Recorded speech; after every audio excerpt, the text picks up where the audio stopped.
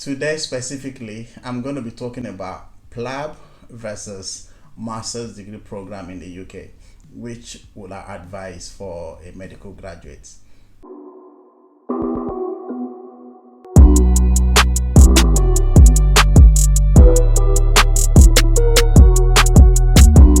Hello people, welcome to my channel. I am Dr. Pepple. I am an NHS GP registrar. So basically this is a medical lifestyle video of an international medical doctor working in the UK, where I document my activities and experiences as I progress in my training journey in the UK, and I also offer medical advice and information to international medical graduates and international medical students who plan to come over to work in the UK.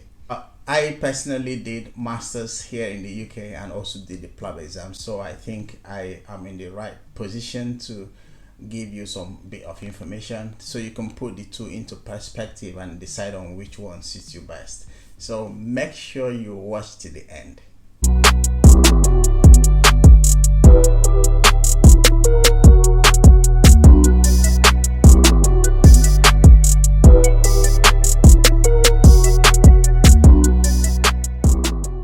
If you come into the UK, there are many routes for a medical graduate or a doctor to come into the UK to practice, and I've done a couple of videos about that in the past. So you can come in through the PLAB route, you can come in through doing a master's degree program, you can come in through the medical training initiative, you can come in through having membership of the Royal College. PLAB route seems to be the most common one. But a lot of people still ask questions. Should I actually come to do a master's? I want to come do masters because you know how the PLAB exams, you have to pass the PLAB exams first of all before you can come.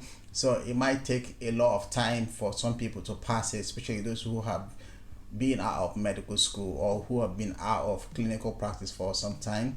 And some people would have tried the various stages of the exams, probably written the English language testing system, the IELTS exam, which is quite an annoying exam to be honest, and haven't really passed it. You know, that one has got a limited number of times that you need to pass, which is I think 5 times.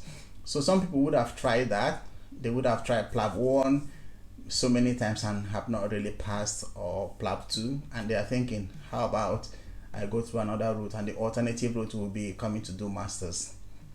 So now I'll take them one by one, the PLAB and the masters.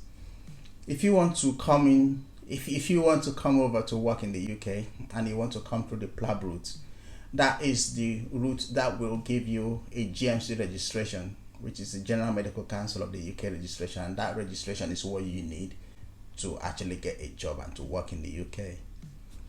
The PLAB, which I'm sure you already know, Professional Linguistics Assessment Board exams, is in 2 phases, the PLAB 1 and the PLAB 2.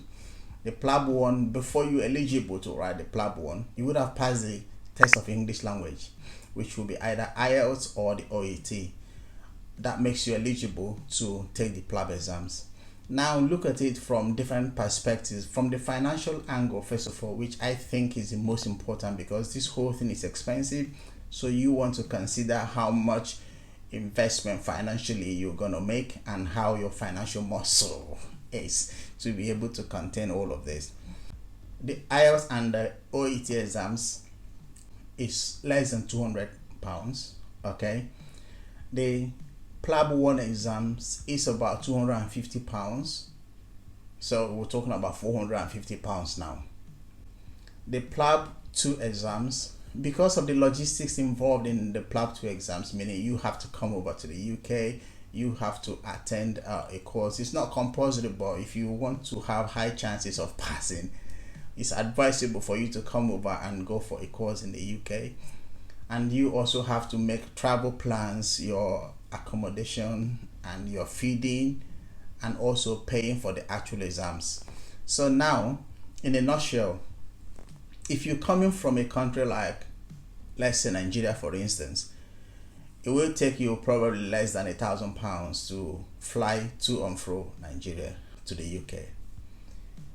And you probably need to be in this country for about 4 weeks in preparation for the PLAB 2. Accommodation for 4 weeks will take you probably £400 to £600, depends on where you want to live, right? Transportation and feeding for the period of your course and your exams will probably be around £200. The PLAB 2 exams proper will cost you about £850 to register. And putting into consideration other minor expenses, miscellaneous will be like £100 for, I'm just going on the upper limit of all the expenses, you know. So in total, you spent £1,000 for flying, £600 for accommodation, £200 for living expenses, that's £1,800, £850 for the exams proper, which is £2,650, £100 on miscellaneous, which is £2,700. So in total, if you want to be so liberal with money, you would have spent let's say £3,000, not forgetting the IELTS and the PLAB 1 exams, which will be £250 and £200. So in total, maximum is £3,500 for you to be comfortable to go through the various stages of IELTS, PLAB. So now let's talk about the financial implication of doing a master's. If you do a master's, you will still need to do the English test. The only time you can't do the only time you were exempted from doing the English test is if you start PLAB exams after your master's, because the master's degree in the UK would have been a good substitute or a proof of your English language. But bear in mind, if you want to do that, it means you're literally stuck, because the English test first. The English first is the prerequisite for you to be able to sit for the PLAB and get your GMC registration done. If you're coming for the masters, bear in mind that with the masters you will still eventually do the PLAB exams, because you can't just get a UK masters and get GMC registration. So masters will be basically a means to coming over to the UK. It is not a means to get GMC registration. It's not. So what is the financial implication? The masters in the UK will cost you about, the tuition fee will cost you between £8,000 to £25,000, depends on what university you're going to. The question basically, I think, is, are you financially capable of funding that project? So if you can, that's fine. Or if you got a scholarship, but if it's something that you need to scrape all your accounts to come to, then you probably have to think again.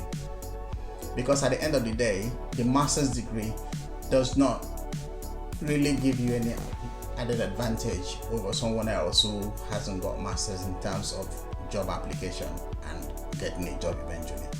I'm not playing down on the fact that a master's degree qualification is good, because it's definitely going to look good on your CV. It's going to help you in the future. It's going to be immediate, but in the immediate terms, in terms of working in the UK, in terms of getting a job, the master's degree does not have an undue advantage. The only place where it will work is in specialties where you need point system to get into. Let's say, for instance, in anesthetics, in internal medicine, you probably need point system to go for interview for specialty training. But even at that, there are so many people also who have gone for the interview without having the extra point system. So they just go and they do well, perform well during the interview proper, and that alone can give you a boost to get the training. So what I'm trying to say is that you got to look at all the options available. Are you economically able to finance the master's degree program without thinking twice? If you can, if you've got the financial strength and muscle to do that, then that's fine. The advantage I believe masters will give you in the UK is that you are already in the UK, so you have the liberty to actually attend courses for PLAB exams without having to pay for flight to come into the country, because you are here already. So you can attend courses, because if you attend the preparatory courses for PLAB exams, you have higher chances of passing it, especially if you've been out of medical or clinical practice for a long time. It's going to refresh you both for the PLAB 1 and the PLAB 2, and you also have people who are preparing for the same exams. You're going to form synergy with them, you're going to form alliance and links with them, and that will help you studying for the exams.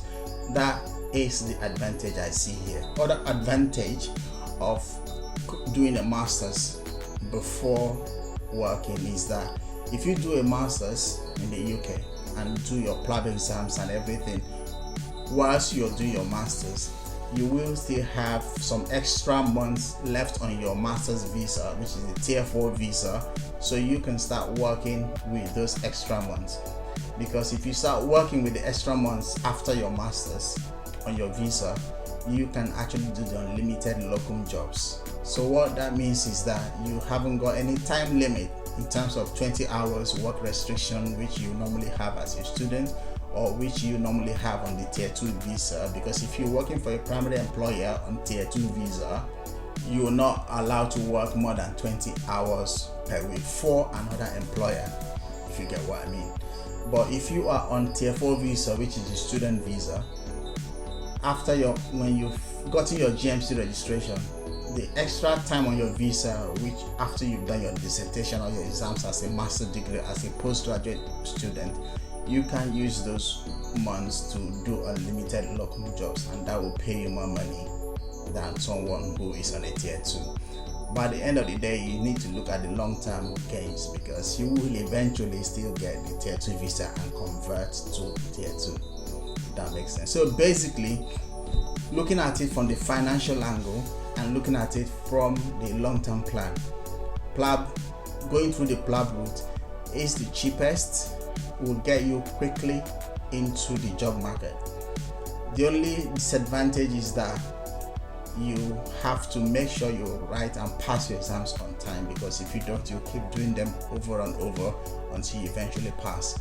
But someone who has come in straight to do a master's degree program is at liberty, although there are cases of people who have come in to do masters and they still write PLAB so many times and don't pass.